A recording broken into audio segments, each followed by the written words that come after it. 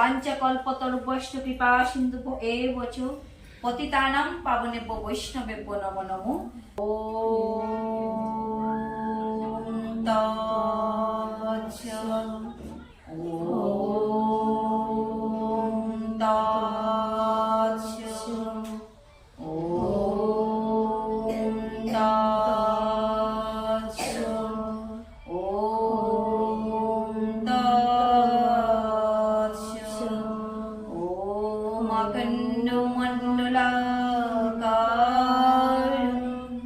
व्याप्तं येन चराचरं तत्पदं दर्शितो मे येन तस्मै श्री गुरुवे नमः। गुरु ब्रह्मा गुरु विष्णु गुरुदेवो महेश्वर गुरुरेवो ब्रह्म तस्मै श्री गुरुवे नमः। हे कृष्ण करुणासिन्धु दीनबन्धु जगत्पते गोपेश गोपिकान्त राधाकान्त नमोस्तुते। तप्त काञ्चन गौराङ्गी राधे वृन्दावनेश्वरी वृषभानुसुते देवी प्रणमामि हरिप्रिये। श्रीकृष्ण हृदयं गीता संसारे मलिनाशिनीं ज्ञानं भक्तिं मुक्तिं दात्रीं गीता देवी मे नमोस्तुते।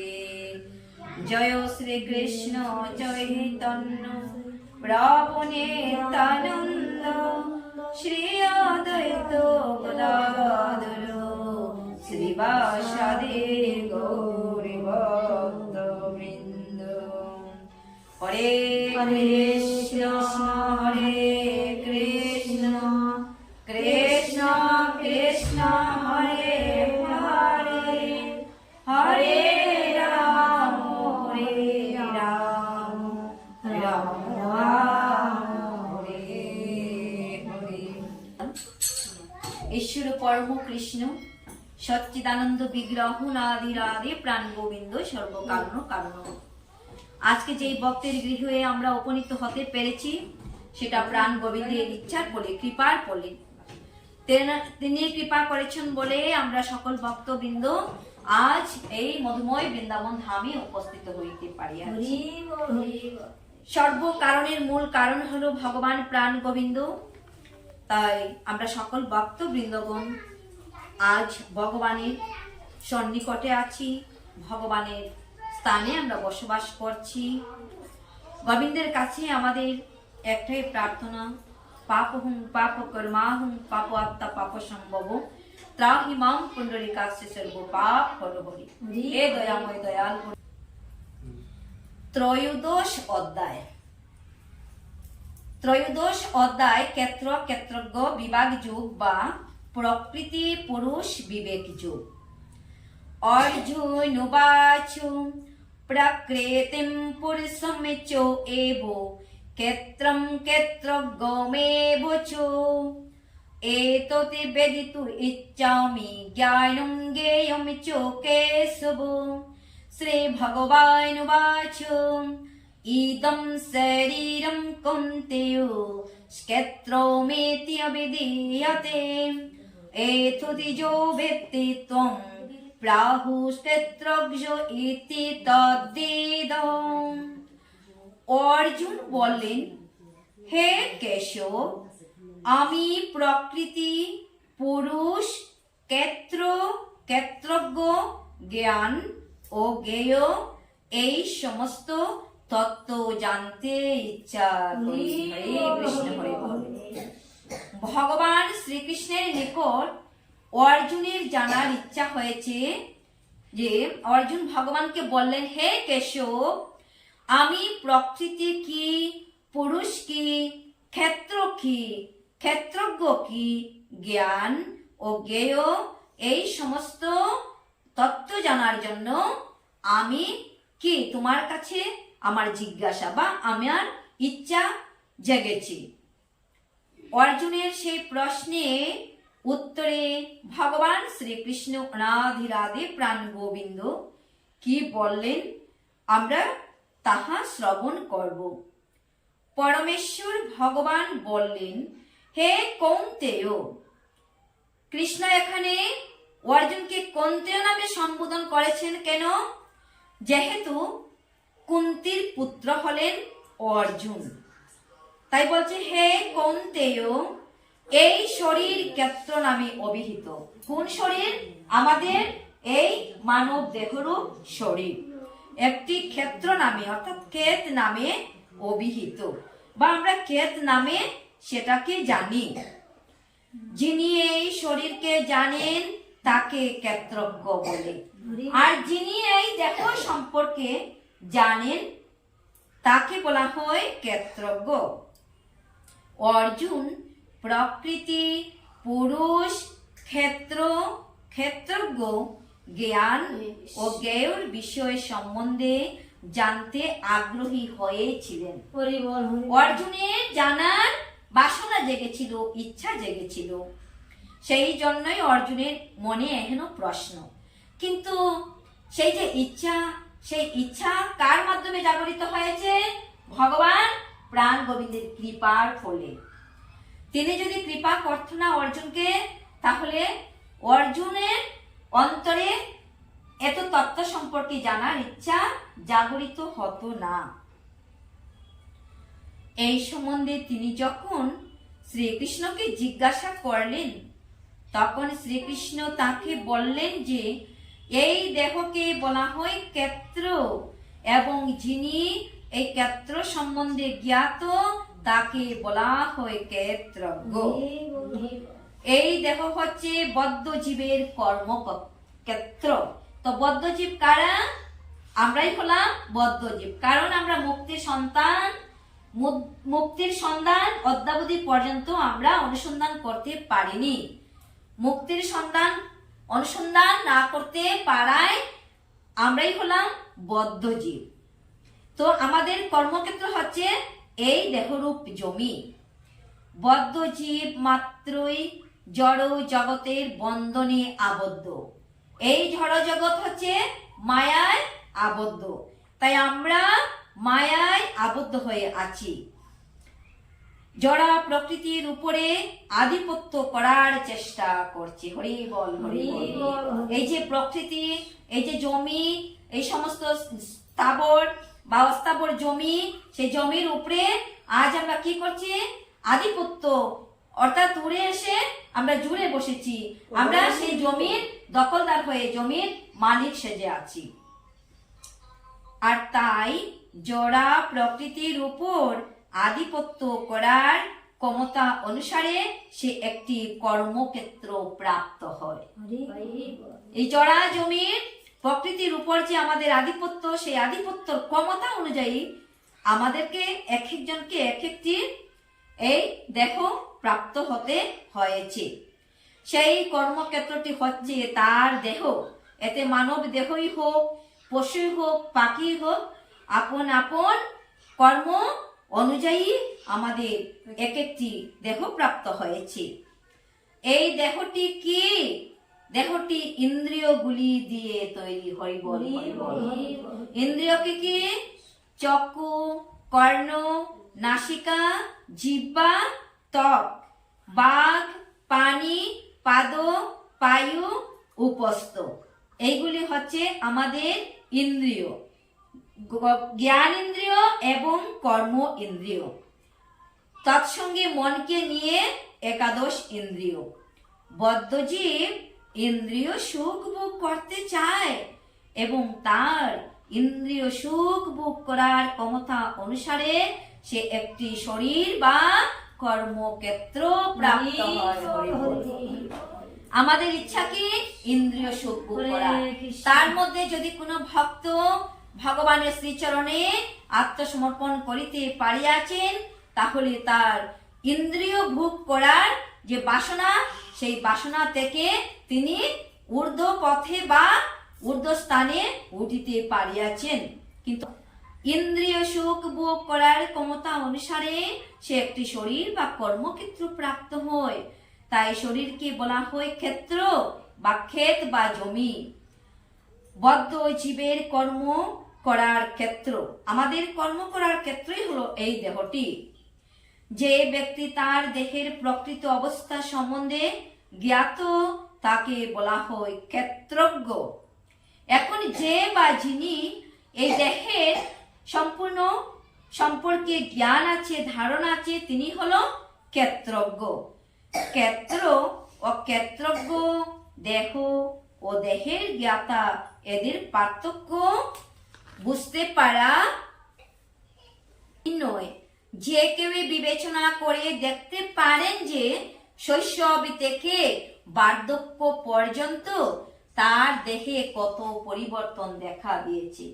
আজকে একটি শিশু, সে শিশু থেকে কৈশোরে পা রাখবে, ক্রমান্বয়ে যৌবন, যৌবন থেকে আবার বার্ধক্য। তো এই শিশুটি যখন ছোট্ট শিশু, তাকে ধীরে ধীরে সে যখন বড় হতে থাকে, সে ক্রমান্বয়ে তার দেহের বৃদ্ধি প্রাপ্ত হয়। কিন্তু শিশু অবস্থা থেকে যে আয়নার সামনে দাঁড়িয়ে সে নিজেকে শৃঙ্গার করছে, সাজগোজ করছে, সে যখন যৌবন হচ্ছে, সেই যৌবন সময়ে যে আয়নার সামনে দাঁড়িয়ে শৃঙ্গার করেছিল, সেই আয়না সেই একই রকম আছে।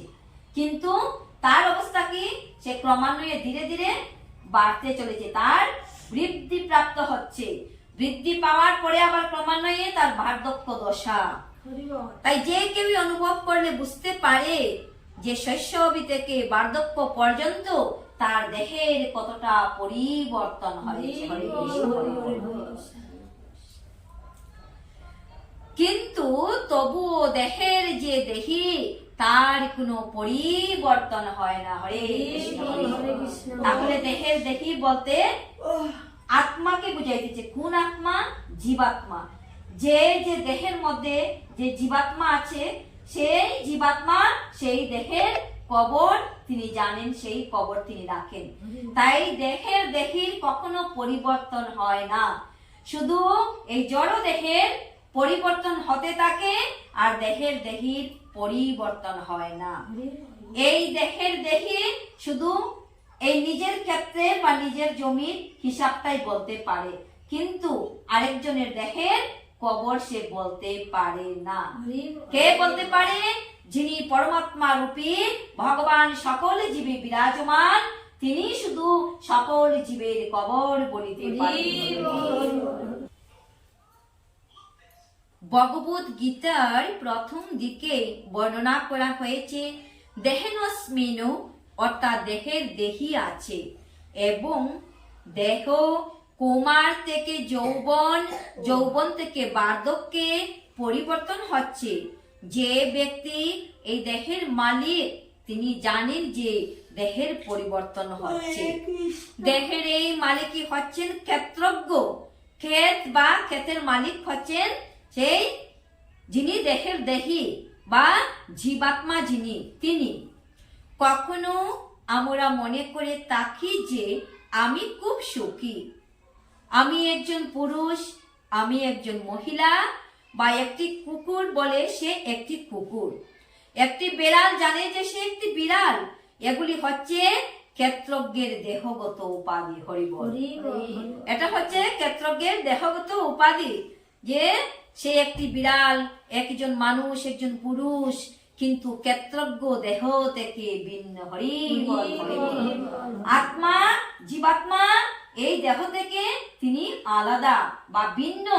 দেহের কি হবে? বিনাশ হবে, কিন্তু ক্ষেত্রজ্ঞের বা আত্মার কখনো বিনাশ হবে না। এই দেহ কি পরিবর্তনশীল, আর পরিবর্তনশীল হচ্ছে এই জগতের নিয়ম। হরে কৃষ্ণ। যদিও আমরা অনেক জিনিস ব্যবহার করে থাকি, যেমন আমাদের কাপড় চোপড়, আমরা একটু ভাবলেই বুঝতে পারি যে এই সমস্ত ব্যবহৃত জিনিসগুলি থেকে আমরা স্বতন্ত্র। তারপর আর দেহ এক নয়, নিশ্চয়ই আমরা বুঝতে পারি। ঠিক তদ্রূপ এই দেহ এবং জীবাত্মা কখনোই এক নয়। জীবাত্মা হচ্ছে অবিনশ্বর, দেহ হচ্ছে নশ্বর। আমরা একটু ভাবলেই বুঝতে পারি যে এই সমস্ত ব্যবহৃত জিনিসগুলি থেকে আমরা স্বতন্ত্র।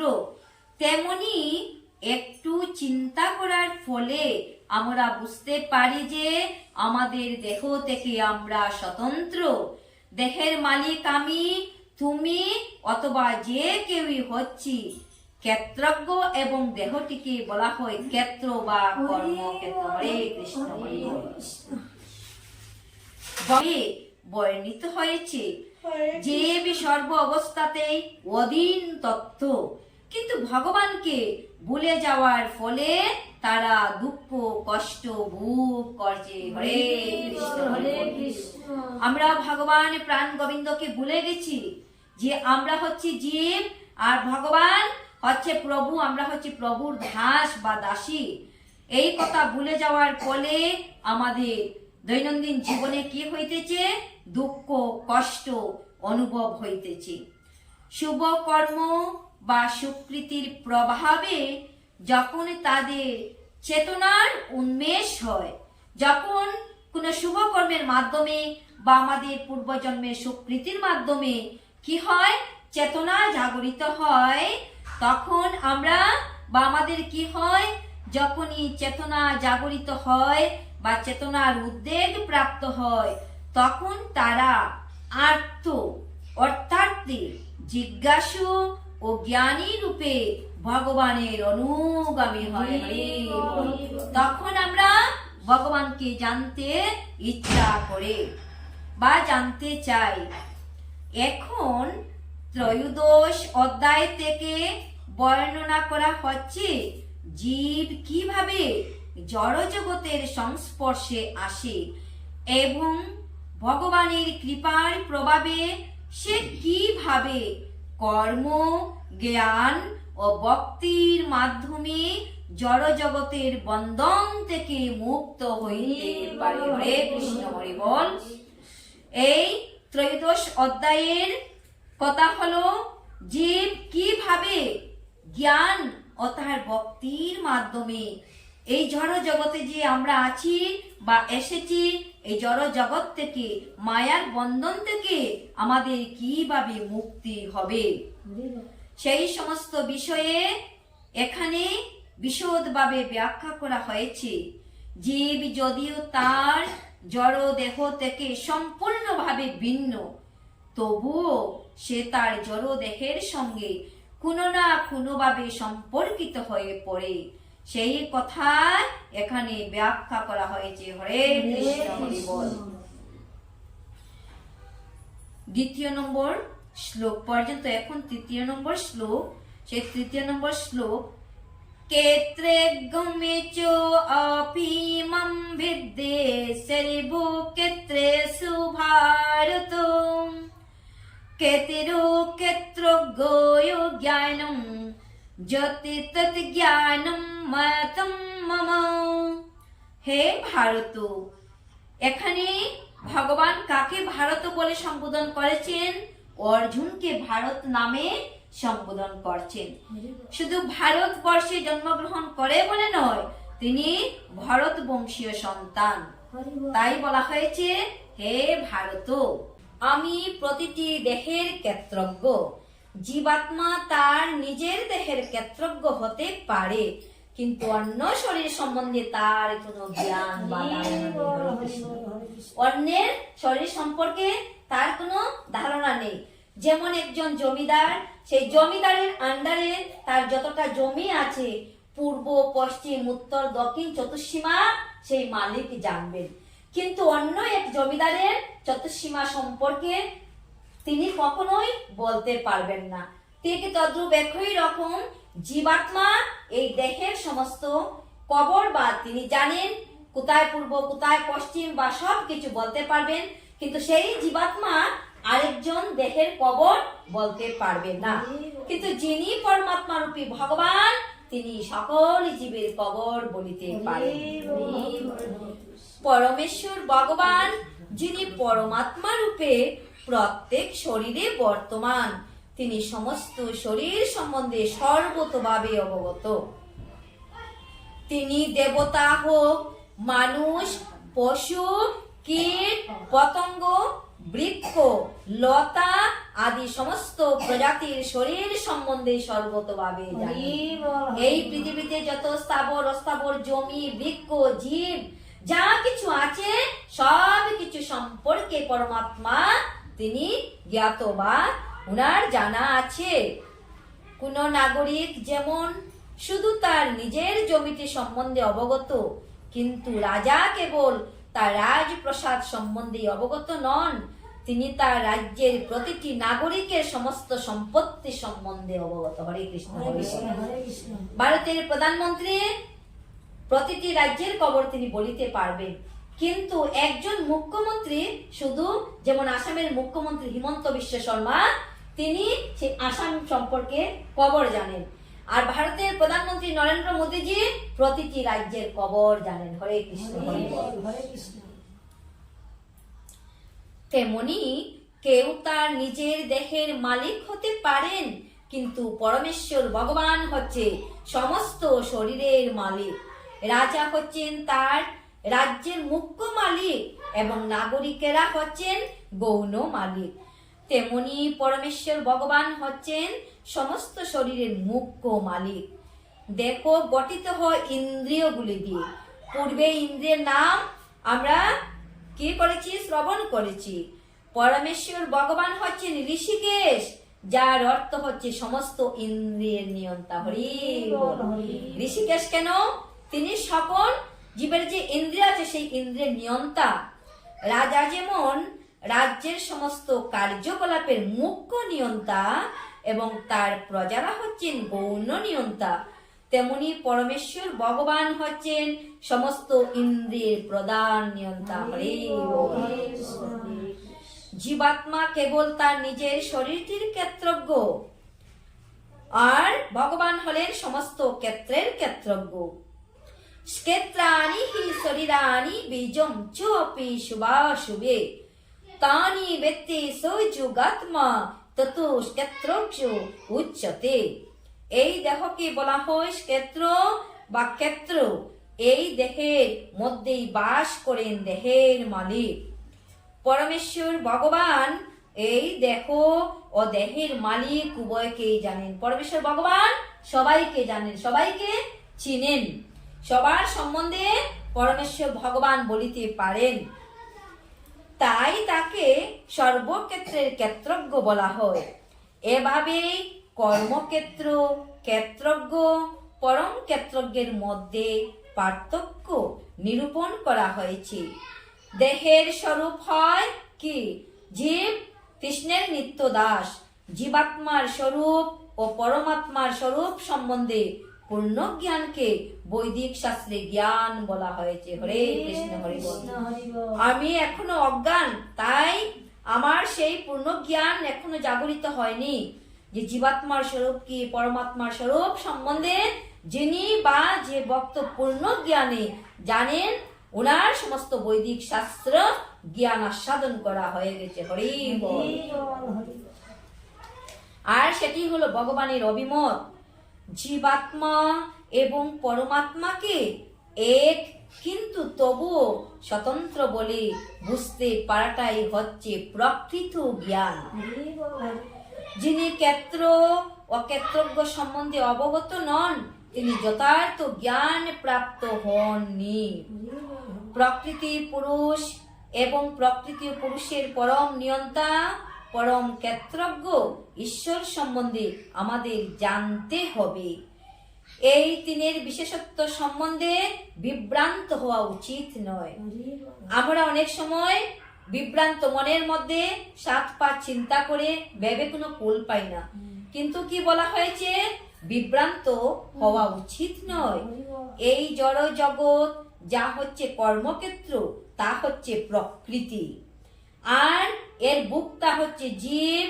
এই উভয়ই ঊর্ধ্বে পরম নিয়ন্তা হচ্ছেন পরমেশ্বর ভগবান।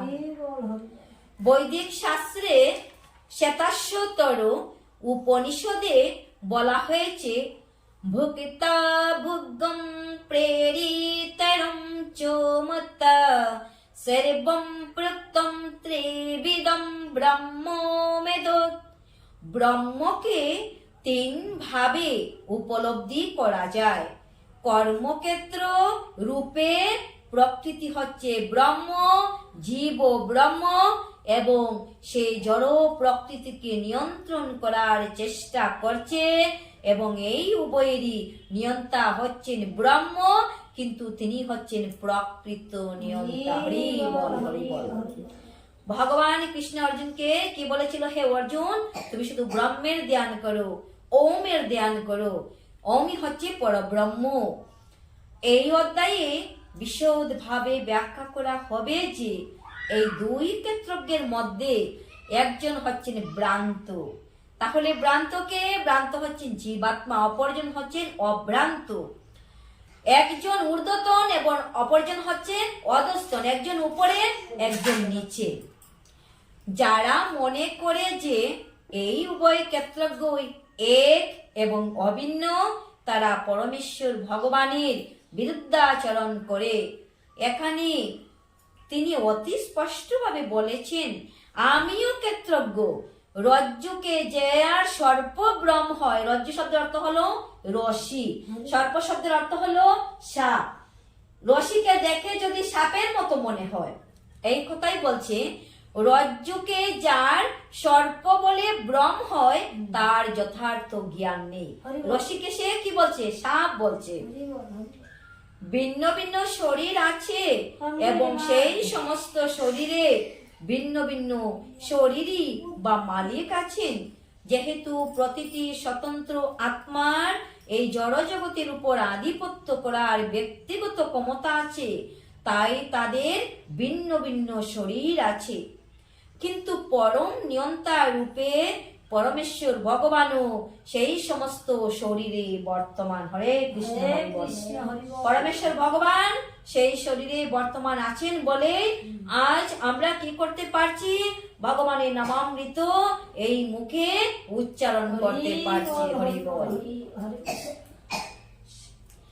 যেহেতু প্রতিটি স্বতন্ত্র আত্মার এই জড়জগতের উপর আধিপত্য করার ব্যক্তিগত ক্ষমতা আছে, তাই তাদের ভিন্ন ভিন্ন শরীর আছে। কিন্তু পরম নিয়ন্তা রূপে পরমেশ্বর ভগবান সেই শরীরে বর্তমান। চ শব্দটির তাৎপর্যপূর্ণ, কেননা তার মাধ্যমে সমস্ত শরীরকে উল্লেখ করা হয়েছে। সেটি হচ্ছে শ্রীল বলদেব বিদ্যাভূষণের অভিমত। প্রতিটি শরীরে আত্মা ছাড়াও পরমাত্মা রূপে শ্রীকৃষ্ণ রয়েছেন। শ্রীকৃষ্ণ এখানে স্পষ্টভাবে বলেছেন যে কর্মক্ষেত্র ও তার সীমিত ভোক্তা উভয়ই নিয়ন্তা হচ্ছেন পরমাত্মা। হরি বল। সেই ক্ষেত্র কি, তার কি প্রকার, তার বিকার কি, তা তার থেকে উৎপন্ন হয়েছে সেই ক্ষেত্রজ্ঞের স্বরূপ কি এবং তার প্রভাব কি, সেই সব সংক্ষেপে আমার নিকট শ্রবণ করো। ভগবান প্রাণ গোবিন্দ অর্জুনকে বলেন, হে অর্জুন, তুমি সংক্ষেপে শ্রবণ করো। সেই জমির বিকার কি, কার থেকে তা উৎপন্ন হয়েছে, সেই ক্ষেত্রজ্ঞের স্বরূপ কি, সেই সব কিছু আমি সংক্ষেপে তোমার কাছে বলছি, তুমি আমার নিকট থেকে শ্রবণ করো। শ্রীকৃষ্ণ এখানে ক্ষেত্র ও ক্ষেত্রজ্ঞের স্বরূপ বর্ণনা করেছেন।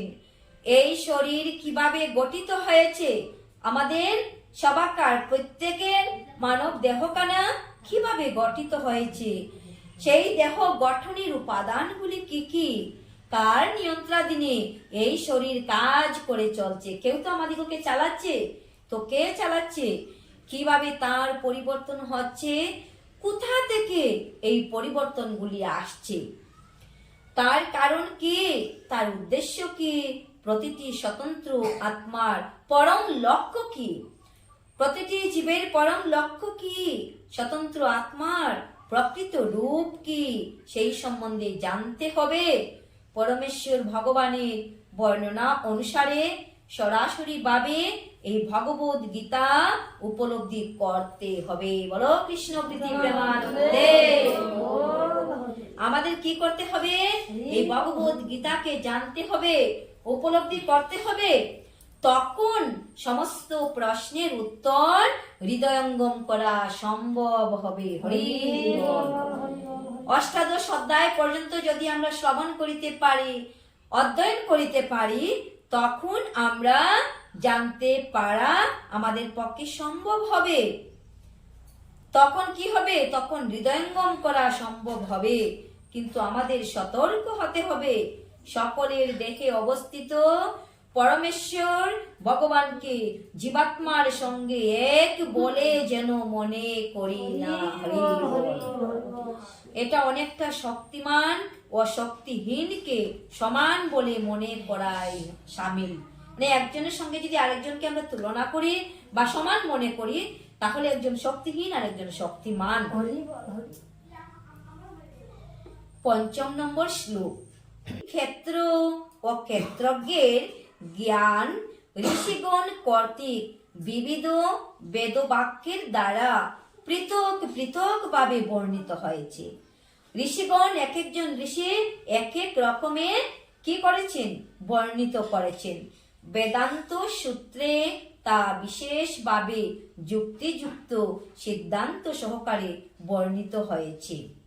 এই ক্ষেত্র এবং ক্ষেত্রজ্ঞের কথা, জীবাত্মা ও পরমাত্মার কথা এক একজন ঋষি এক এক রকম বলেছেন।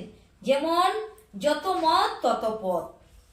এই তত্ত্বজ্ঞান বিশ্লেষণ করার ব্যাপারে পরমেশ্বর ভগবান শ্রীকৃষ্ণ হচ্ছেন সর্বশ্রেষ্ঠ শিক্ষক। হরে কৃষ্ণ, হরি বল।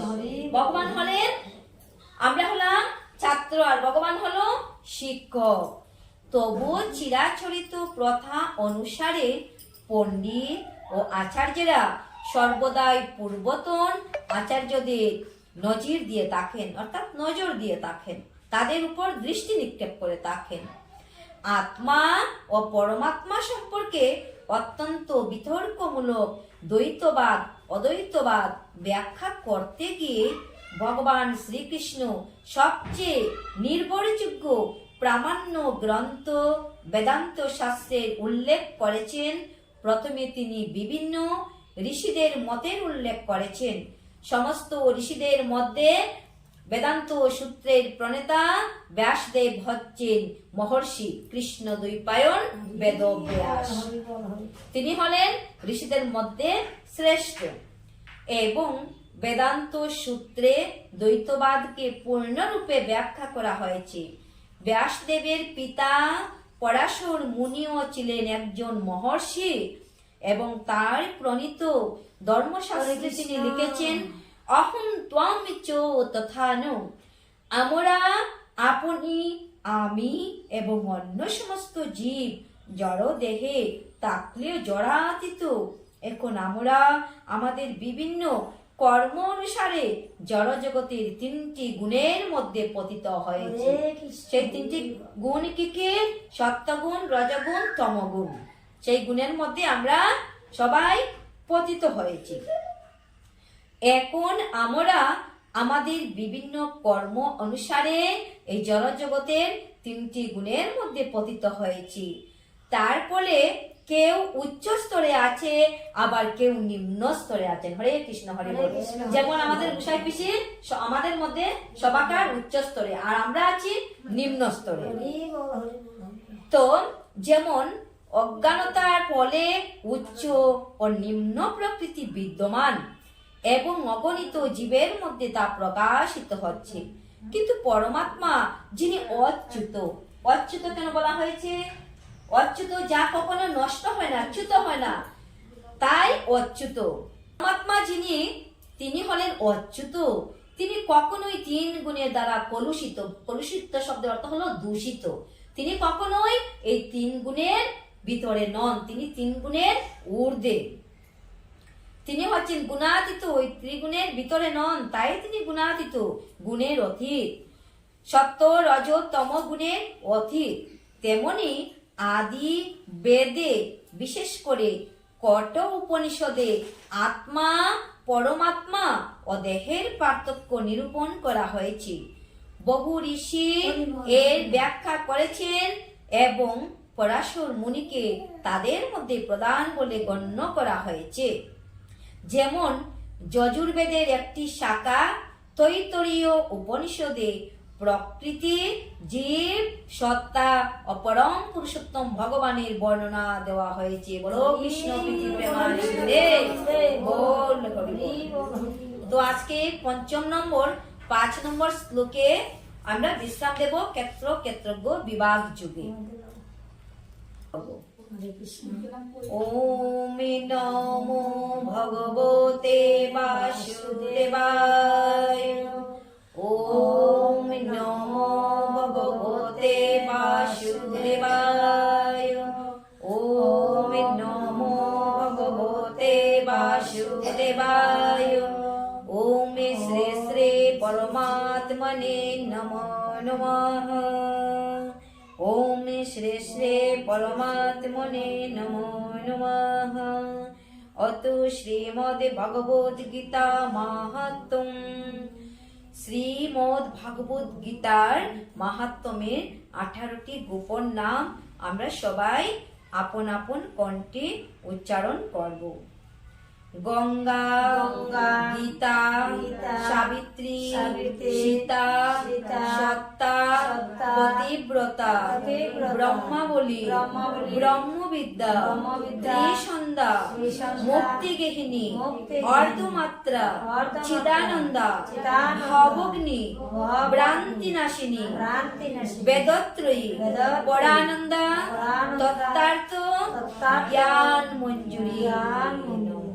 হরে কৃষ্ণ কৃষ্ণ হরে কৃষ্ণ কৃষ্ণ কৃষ্ণ হরে হরে, হরে রাম হরে রাম, রাম রাম হরে হরে।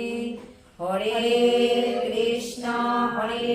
কৃষ্ণ কৃষ্ণ কৃষ্ণ হরে হরে, হরে